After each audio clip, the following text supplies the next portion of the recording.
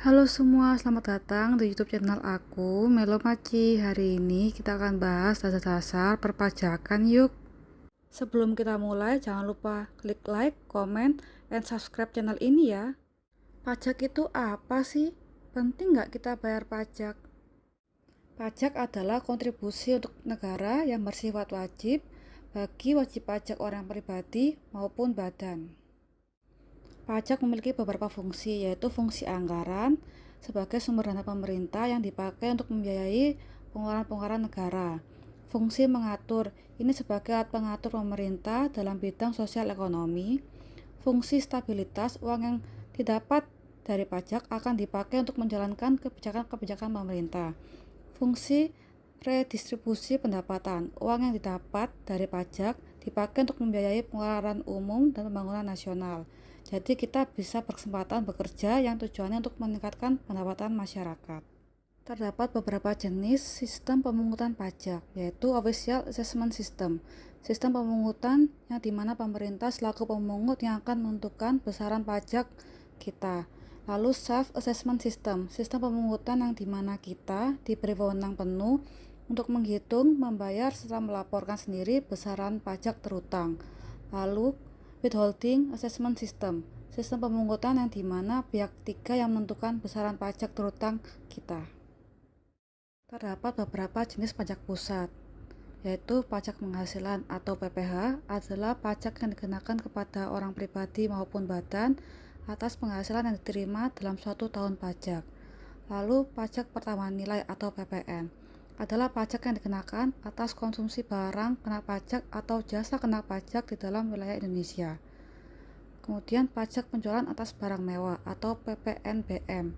Yang dimaksud barang kena pajak yang tergolong mewah adalah barang tersebut bukan barang kebutuhan pokok. Barang tersebut dikonsumsi oleh masyarakat tertentu, terutama masyarakat berpenghasilan tinggi. Barang tersebut dikonsumsi untuk menunjukkan status. Apabila dikonsumsi dapat merusak kesehatan mental atau moral masyarakat serta mengganggu keterlibatan masyarakat, misalnya membeli mobil mewah, apartemen mewah, dan jam tangan mewah. Kemudian pajak bumi bangunan atau PBB adalah pajak yang dikenakan atas kepemilikan tanah dan atau bangunan.